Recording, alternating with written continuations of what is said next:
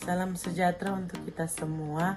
Perkenalkan, nama saya Jenita Blandina Megawe, NIM 106011610024. Saya merupakan mahasiswa dari Fakultas Keperawatan di Universitas Pembangunan Indonesia, kelas A4 semester 5. Saat ini saya akan menjelaskan mengenai lead sindrom nefrotik. A. Diagnosa keperawatan, kurang pengetahuan tentang sindrom nefrotik berhubungan dengan informasi. B. Topik, sistem urinari. C. Subtopik, sindrom nefrotik. D. Sasaran, nona, B, dan keluarga. E. Waktu 1x20 menit. F. Pertemuan ke-1. G. Tanggal 15 Mei 2012. H. Tempat, hospital, Stikes. I. Tujuan instruksional umum. Setelah dilaksanakan pendidikan kesehatan selama 1x20 menit, nona, B, dan keluarga mengerti tentang penyakit sindrom nefrotik. B. Tujuan instruksional khusus. Setelah dilakukan pendidikan kesehatan selama 1x20 menit, nona, B, keluarga mampu. Yang pertama, 1. Menyebutkan kembali tentang pengertian sindrom nefrotik. Yang kedua, menyebutkan kembali 2 tanda dan gejala sindrom nefrotik. Yang ketiga, menyebutkan kembali 2 dari 4 makanan yang dianjurkan bagi penderita sindrom nefrotik. Yang keempat, menyebutkan kembali 3 dari 4 makanan yang tidak dianjurkan bagi penderita sindrom nefrotik. C. Pokok materi. Yang pertama, pengertian sindrom nefrotik, penyebab sindrom nefrotik. Ketiga, tanda dan gejala sindrom nefrotik. Yang keempat, penata laksanaan sindrom nefrotik. Yang kelima, komplikasi sindrom nefrotik. E.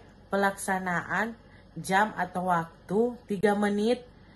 Tahap orientasi. Yang pertama, memberikan salam. Yang kedua, mengingatkan kontrak. Yang ketiga, menjelaskan maksud dan tujuan. Yang keempat, apresiasi. Respon. Yang pertama, audien menjawab salam. Yang kedua, audien mengingat kontrak yang disepakati. Yang ketiga, audien menyimak. Yang keempat, audien bersedia. Yang kelima, audien mengatakan belum mengerti tentang materi yang disampaikan. Jam atau waktu 10 menit. Tahap kerja. Yang pertama, menjelaskan pengertian sindrom nefrotik. Yang kedua, menjelaskan penyebab sindrom nefrotik. Yang ketiga, menjelaskan tanda dan gejala sindrom nefrotik. Yang keempat, penata laksanaan penyakit sindrom nefrotik. Yang kelima, komplikasi sindrom nefrotik. Materi sindrom nefrotik.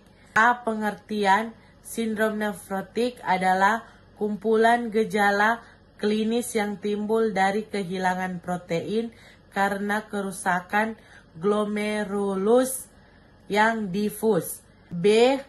Penyebab penyakit sindrom nefrotik yang pasti belum diketahui. Akhir-akhir ini dianggap sebagai suatu penyakit autoimun, jadi merupakan suatu reaksi antigen antibodi.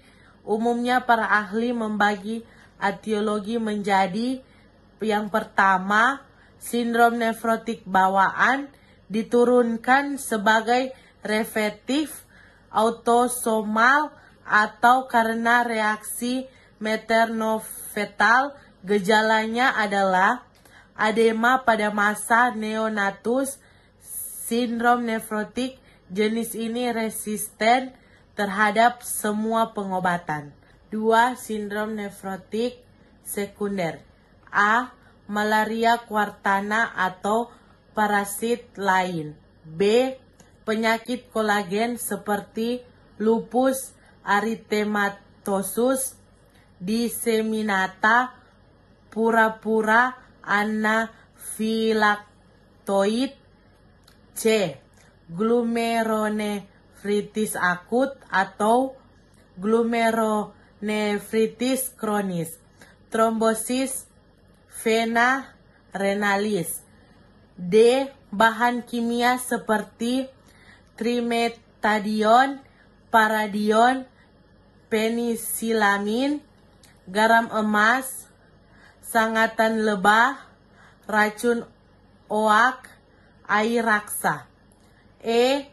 Amiloidosis, penyakit sel sabit, hiperprolime, nefritis membranoproliferatif, hipokomplementemik. Yang ketiga, sindrom nefrotik idiopatik. Berdasarkan histopatologis yang tampak pada bioginjal dengan pemeriksa mikroskop biasa dan mikroskop elektron. Membagi dalam 4 kelompok, yaitu A. Kelainan minimal, B. Nefropatik membranosa, C. Glomerulonefritis proliferatif, D. Glomerulosklerosis fokal segmental.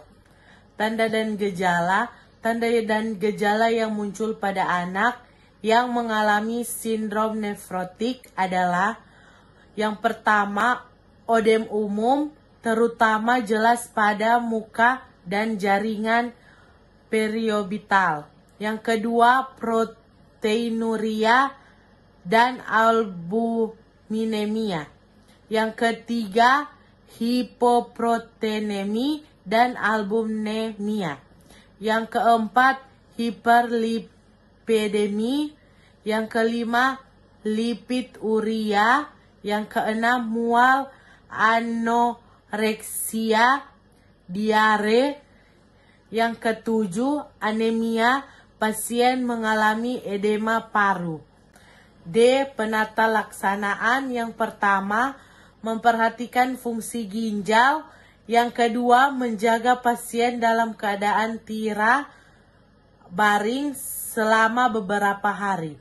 Yang ketiga, transfusi dalam pemberian albumin.